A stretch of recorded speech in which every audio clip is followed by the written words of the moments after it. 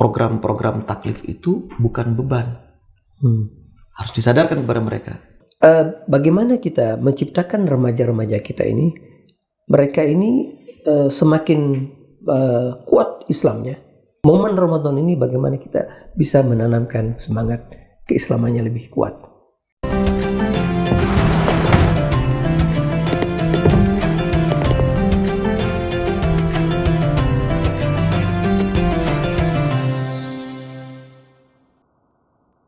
Bismillahirrahmanirrahim. Assalamualaikum warahmatullahi wabarakatuh. Sahabat dan mustadhafin, anak-anak remaja biasanya duduk-duduk nongkrong ketika malam tiba. Mereka duduk ngobrol, mungkin berdiskusi tentang bola, berdiskusi tentang kampus dan lain sebagainya. Nah, sebaiknya duduk-duduk mereka ini mereka isi apa ketika Ramadan tiba. Nah, kali ini telah hadir bersama saya Ustaz Husain Nahrawi. Assalamualaikum Ustaz. Waalaikumsalam warahmatullahi wabarakatuh. Taqabbalallah amalakum Ustaz. Allah yataqabbal ya karim. Ustaz, kan kita banyak lihat anak-anak remaja ini biasa mereka nongkrong ketika malam. Ya, mereka macam-macam. Kalau mungkin malam Minggu mungkin mereka nonton bola. Mungkin malam lain-lainnya mereka mungkin ngobrol-ngobrol, ya mungkin saya juga tidak tahu persis apa yang mereka obrolkan. Nah, kira-kira menurut pandangan antum Ustaz, sebaiknya ketika malam Ramadan ini duduknya mereka, nongkrongnya mereka ini diisi dengan apa Ustaz? Nah, terima kasih Sayyid. Assalamualaikum warahmatullahi wabarakatuh. Para sahabat dan mustadhafin yang berbahagia. Kembali saya mengucapkan selamat menjalankan ibadah di bulan suci Ramadan. Semoga ibadah kita diterima oleh Allah Subhanahu wa taala dan mendapatkan senyuman dari Rasulullah sallallahu alaihi wasallam dan para imam-imam suci kita. Naam Sayyid, pertama harus kita sadari bahwa ada sebuah kaidah di dalam membangun tatanan sosial masyarakat bahwa al-fard juz'un la yatajazza minal mujtama, bahwa person itu adalah sesuatu yang tak terpisahkan dari sosial masyarakat, dan yang mengisi sosial masyarakat yang apapun nama sosial masyarakatnya tidak mungkin kita lepaskan. Generasi remaja atau para remaja adalah bagian yang tidak boleh kita pisahkan dari peran sosial masyarakat. Kalau kita tidak perhatikan komunitas remaja ini, maka tentunya sosial masyarakat itu kurang. Dan para remaja itu biasanya itu pengejawantahan dari rasa semangat, optimistis, kemudian gembira, sukaria. Nah, kalau komunitas remaja itu tidak hadir di dalam sosial masyarakat, pastinya sosial masyarakat ini kehilangan keceriaannya, kehilangan optimismenya. Ya, karena memang remaja itu seperti itu. Nah, maka umat Islam yang di dalamnya ada komunitas remajanya tidak boleh kita tidak perhatikan mereka. Namun perhatian kita itu tidak sama dengan komunitas-komunitas lain, misalnya komunitas para sepuh, komunitas mahasiswa dan yang lain itu harus dibedakan. Jadi kalau misalnya kita itu mau memberikan motivasi dan perhatian untuk menghidupkan bulan suci Ramadan itu tentunya harus yang sesuai dengan karakter mereka. Jadi ibadah bulan suci Ramadan itu harus ceria buat mereka. Maka malam-malamnya itu kita harus berikan kepada mereka program-program yang sejenis dengan mereka. Misalnya cerita tentang hari kubur ya. Iya. Misalnya memang di bulan suci Ramadan kita harus hidupkan bahasa lamanya dulu itu kan ada namanya tadarusan. Nah, tadarusan itu jangan misalnya diajak bersama orang tua, kemudian ini harus diciptakan sendiri itu. Jadi misalnya karena mereka ingin ceria, ya diajak dengan tadarus, bikinlah program-program yang membuat mereka ceria. Pengisinya adalah remaja juga. Mungkin dibuat game-game. Dibuat game-game juga. Intinya yang sepola dengan mereka. Agar kita juga yang sudah dewasa-dewasa ini mendapatkan keceriaan juga, hasil dari keceriaan mereka. Begitu sih. Ya, jadi kan kalau tidak salah ada hadis macam kalimun nas ala qadri uqulihim. Ajaklah manusia itu berbicara sesuai dengan kapasitasnya. Kalau ketika kita berduduk bersama remaja, ya sama remaja. Kalau sama orang tua, ya sama orang tua. Nah, Ustadz, menarik ketika antum berbicara bahwa remaja ini kan memiliki semangat, optimisme yang berbeda dengan orang-orang tua. Kalau bedanya kan orang tua, kata orang tua itu selalu bercerita tentang masa lalunya. Dulu saya, dulu sini, dulu. Sementara anak muda itu bicara masa depan, optimis ke depan. Nah, bagaimana kita menciptakan remaja-remaja kita ini, mereka ini semakin kuat Islamnya, semakin kuat semangatnya untuk mengkaji Islam. Karena mereka adalah generasi yang melanjutkan generasi tuanya. Nah, ini apa yang momen Ramadan ini, bagaimana kita bisa menanamkan semangat keislamannya lebih kuat?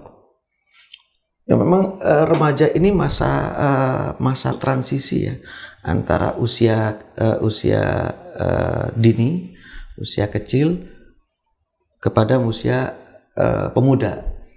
Dan kalau di dalam Islam kita sering mendengarkan Sayyid ya, metode menghadapi manusia yang berusia 0 sampai 7 tahun, 7 sampai 14 tahun, 14 tahun sampai ke atas. Dan dibilang kalau usia seseorang yang dari 0 sampai 7 itu ibarat raja kan Sayyid ya. Kemudian kalau dari 7 sampai kurang lebih 14 tahun dianggap budak. Kemudian kalau di atasnya itu adalah wazir, menteri. Nah, remaja ini berada di antara 10 sampai 15 tahun. Jadi antara ia yang harus ditanamkan tanggung jawab yang bisa menyempurnakan kehambaannya kepada Allah Subhanahu wa taala, memang harus ditanamkan kesadaran kepada mereka bahwa program-program taklif itu bukan beban.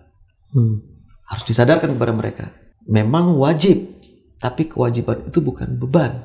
Tapi kewajiban itu dikarenakan Allah melihat bahwa tanpa program itu akan sulit seorang remaja menginjak usia muda dengan penuh kesadaran. Itu satu. Kemudian yang kedua, ketika remaja usia sudah mulai pemuda, itu harus kita melakukan pendekatan secara persahabatan Sayyid. Tidak bisa misalnya secara tidak dengan persahabatan. Iya, dan tentunya kita tidak perlu mewariskan masa lalu. Kalau masa lalu itu buruk. Seandainya itu masa lalu itu harus disampaikan, ya masa lalu yang membuat mereka itu optimis menghadapi kehidupannya. Yang harus kita lakukan kepada mereka, ya mengikuti mereka bagaimana mereka membangun masa depannya sesuai dengan nilai-nilai syariat dan agama. Iya, artinya tadi seperti yang saya sampaikan bahwa taklif atau kewajiban itu kita sampaikan dengan mereka itu dengan hal-hal yang sederhana, bukan yang membebani mereka. Artinya ketika mungkin bisa nggak contohnya Ustadz, kalau ada orang yang mengatakan bahwa ya kalau kayak kita naik motor atau naik mobil kan ada lampu merah, ada marka-marka jalan. Ini kan aturan. Kalau kita nggak taat aturan, ya kita bisa kecelakaan, bisa nabrak orang atau ditabrak. Nah, dalam agama juga ada aturan. Inilah ketika kita taat aturan, kita selamat. Kalau nggak, ya nanti kita ketabrak atau ditabrak. Artinya ketika remaja itu sukses, artinya kita yang sukses. Ketika para remaja itu menyambut masa depannya dengan penuh ceria, artinya kita menyambut masa depan kita dengan keceriaan dan kegembiraan. Karena dengan keceriaan dan kegembiraan itu, maka kesuksesan akan mudah dicapai. Karenanya kepada mereka kita anggap mereka itu adalah proyek kita, Habib. Proyek besar kita. Maka kita memang harus menanamkan modal kepada mereka apapun harganya.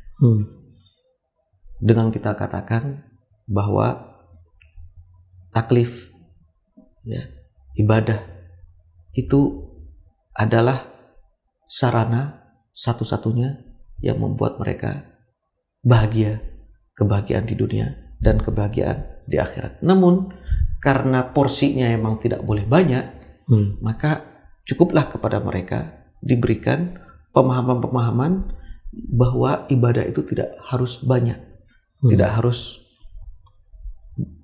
meluangkan waktu yang banyak sekali gitu. Padahal kan misalnya sholat itu kan cuma 17 rakaat. 17 rakaat paling tidak selebih dari 1 jam. Ya, jangan dibebani yang lain. 3 menit nggak nyampe. Iya. Setengah jam. Jangan lebih yang lain. Misalnya ya ngaji, sudah kita mulai ngaji satu surat misalnya. Kan sudah cukup. Itu kan juga sunnah saya.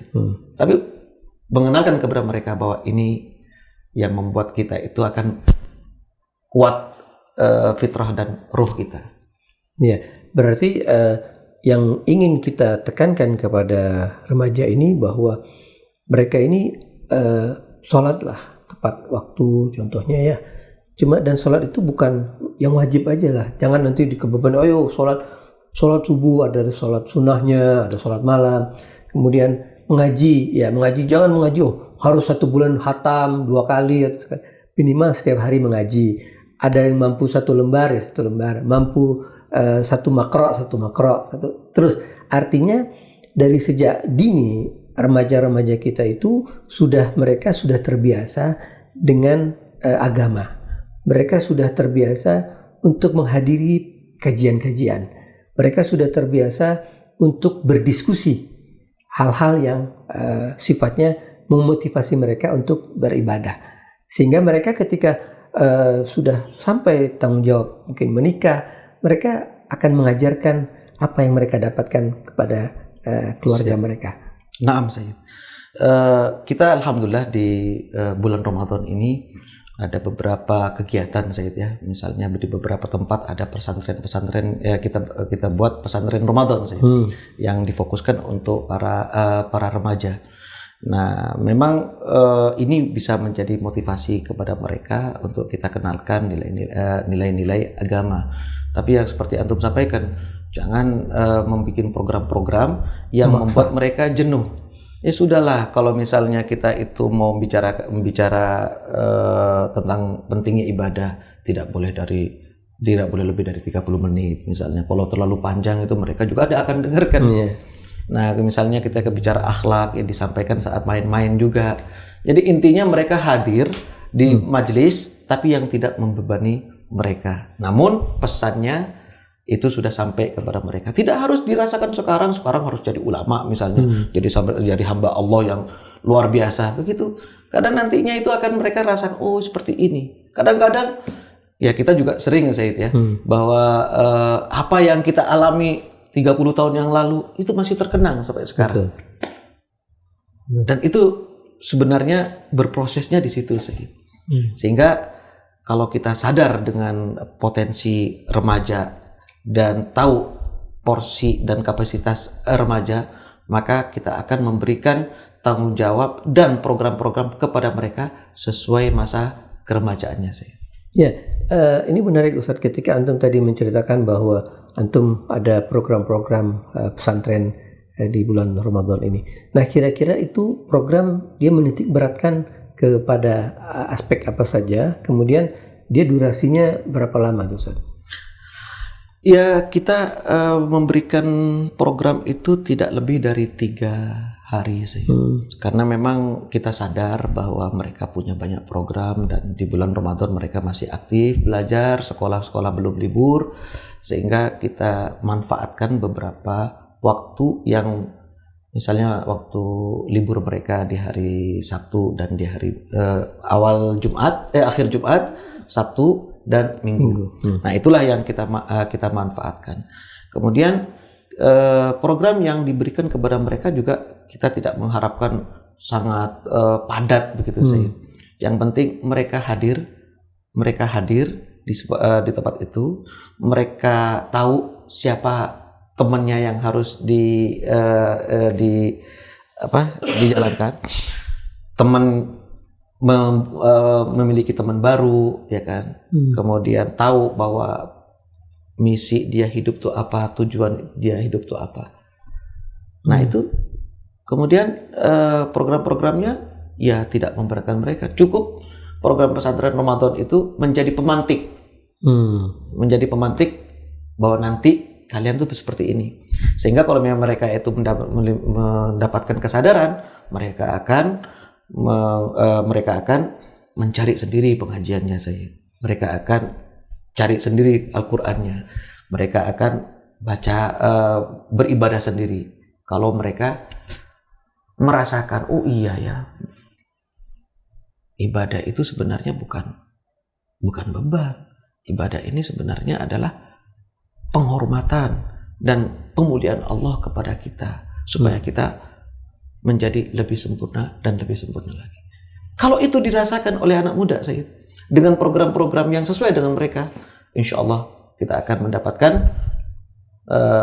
generasi-generasi yang jelas kemungkinan besar akan lebih baik dari kita sebelumnya. Itu materinya apa aja Ustaz?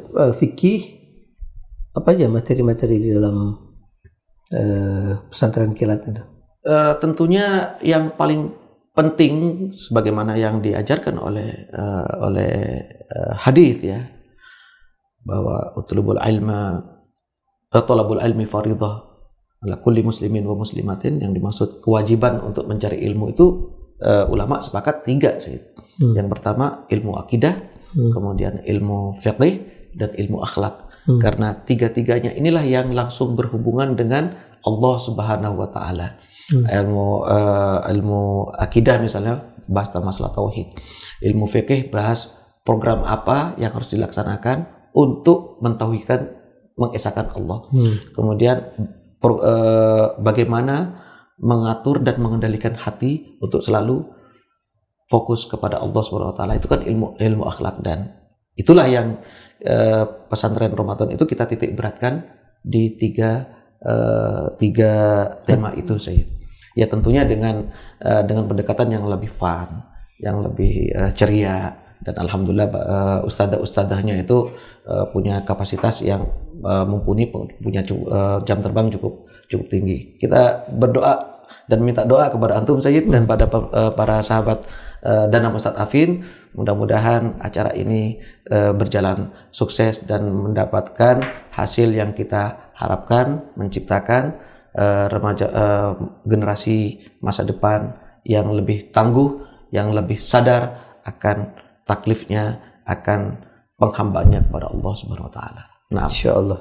Terima kasih Ustaz Husein. Mudah-mudahan ini juga bisa menjadi motivasi untuk remaja-remaja lebih banyak mengkaji, lebih banyak menghadiri majelis-majelis, dan ikut bersemangat dalam menciptakan suasana keislaman yang lebih baik. Nah, itu juga tidak terlepas dari bantuan, motivasi, dan perhatian yang diberikan oleh Dana Ustadz Afin yang kita berada di sini. Sayyid, syukran jazilan. Terima kasih. Ya, sahabat Dana Ustadz Afin, kita sudah sama-sama menyimak bahwa remaja adalah asas dari sebuah bangsa. Ketika remaja rusak, maka rusaklah bangsa itu.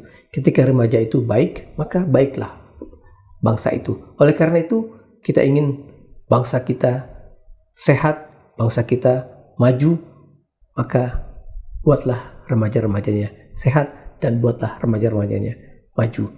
Dengan harapan ketika remaja-remaja sehat dan maju dan tentunya berpikir kritis, maka bangsa kita, negara kita akan lebih sukses dan lebih maju.